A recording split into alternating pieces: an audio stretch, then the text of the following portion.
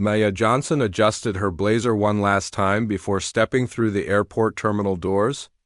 At 28, she had already built a tech company worth millions, but today felt different. Today, she was flying to New York to close the biggest deal of her life, a partnership that would triple her company's value overnight. Her assistant had booked her first-class seat months ago for this crucial flight.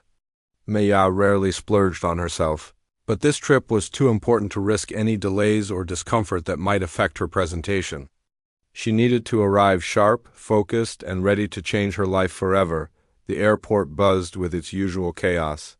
Families rushed past with overloaded carts while business travelers tapped impatiently at their phones.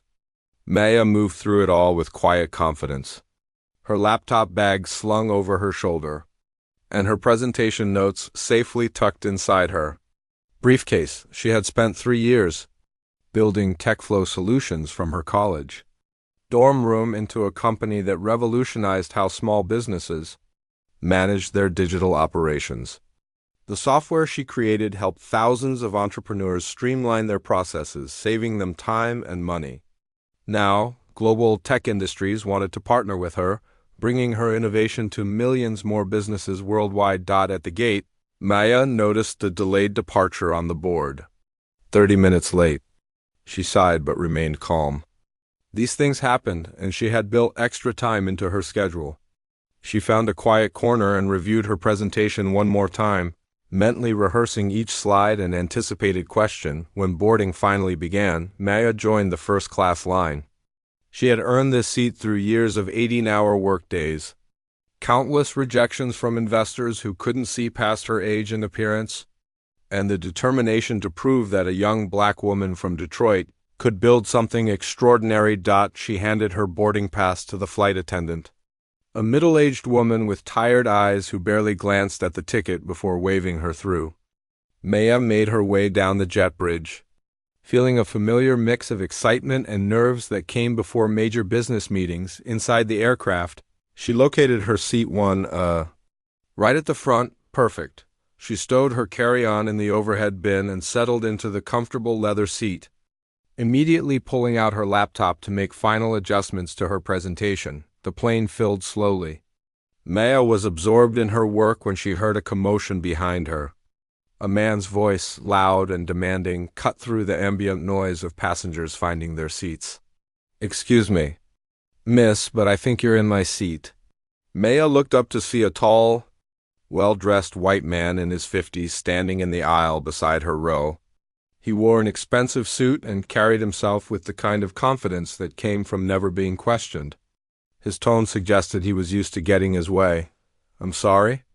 Maya said, glancing at her boarding pass. "This is seat 1A, that's what my ticket says." The man's expression hardened. "Look, I fly this route every week for business. I always sit in 1A. There must be some mistake with your ticket. Why don't you check with the flight attendant? I'm sure they can find you another seat." Maya felt a familiar tightness in her chest, the same feeling she got when investors assumed she was someone's assistant or when hotel staff questioned whether she could afford her room. But she kept her voice steady and professional. "Sir, I have my boarding pass right here. I booked this seat months ago. If there's been a mistake, perhaps you should speak with the crew about your seating assignment." The man huffed and flagged down a passing flight attendant, the same woman who had checked Maya's boarding pass at the gate. "There seems to be a problem here," he said, his voice carrying just enough authority to make other passengers turn and look. "This young lady is sitting in my seat." The flight attendant looked between them, clearly uncomfortable with the situation. Maya noticed how the woman's eyes lingered on her for a moment longer than necessary, taking in her appearance before glancing at the man in his obviously expensive suit. "Let me see both boarding passes," the flight attendant said, though her tone suggested she had already decided who belonged in first class. Maya handed over her boarding pass with growing frustration. She had dealt with this kind of treatment before, but it never got easier. The assumption that she didn't belong, that someone like her couldn't possibly afford first class or deserve to be there. The man produced his boarding pass with a satisfied smile, as if he had already won. Maya glanced at it quickly and saw something that made her pause. His seat was clearly marked as 1B, not 1A. Either he hadn't looked carefully at his ticket, or he was hoping to intimidate her into giving up her seat. "Sir," the flight attendant said after examining both passes, "your seat is actually 1B, right across the aisle." "The young lady is correct. She has 1A. For a moment, silence hung in the air. The man's face reddened slightly, but instead of apologizing or quietly moving to his correct seat, he doubled down. "That can't be right," he insisted. "I specifically requested 1A when I booked. Window seats help with my motion sickness. Surely you can accommodate a frequent flyer?" I'm sure this young woman wouldn't mind switching to 1B. Maya felt every eye in first class watching her now. Some passengers looked uncomfortable with the scene unfolding, while others seemed curious about how it would resolve. She realized this wasn't really about seat assignments anymore. This was about power, privilege, and the assumption that she would simply step aside to avoid making waves. But Maya Johnson hadn't built a multi-million-dollar company by stepping aside. "Actually," Maya said calmly, setting down her laptop and looking directly at the man, "I won't be switching seats. I paid for 1A, I booked 1A months ago, and according to both our boarding passes, 1A is mine." The man's jaw tightened. "Do you know who I am?" "I'm Robert Sterling, senior partner at Sterling and Associates. I've been flying this airline for 15 years. I think I deserve a little courtesy here." Maya almost smiled at the familiar refrain.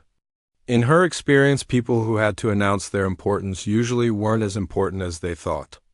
"Mr. Sterling, I'm sure you're very successful, but that doesn't change the fact that you're standing next to your assigned seat, which is 1B. The flight attendant looked increasingly flustered. "Perhaps we could find another solution." "The solution is simple," Maya interrupted politely but firmly.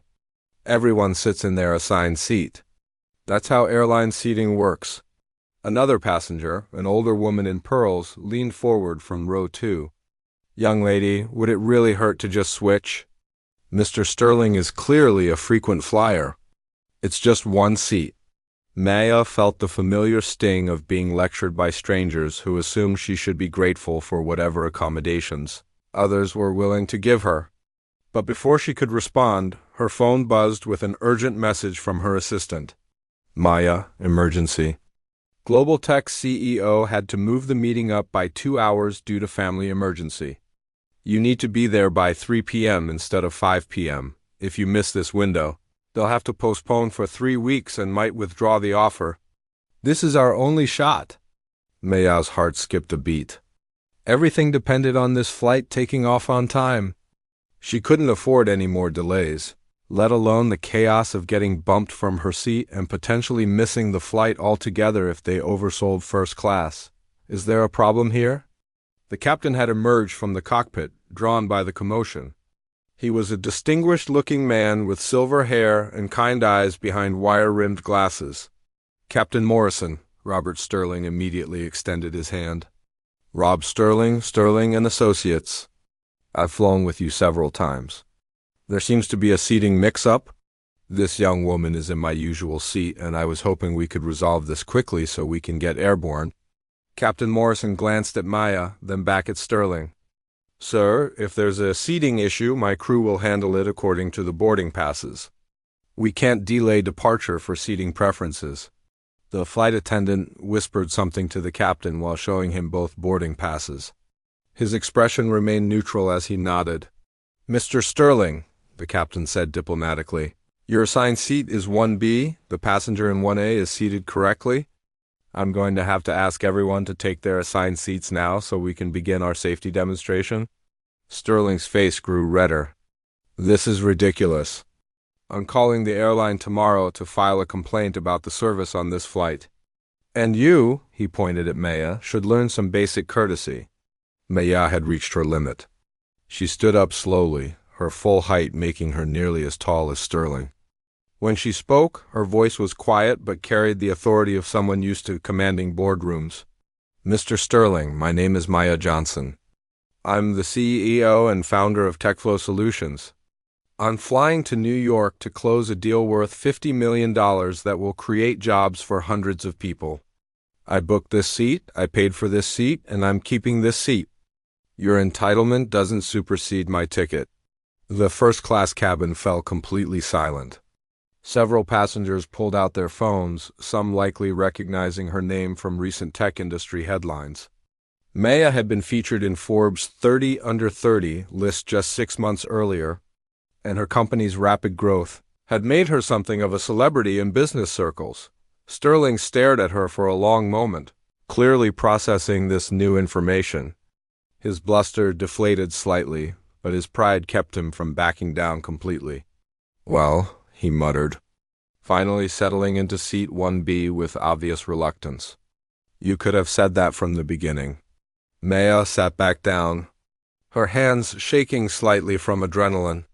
She had won the battle, but the stress of the confrontation combined with the pressure of her compressed timeline was taking its toll.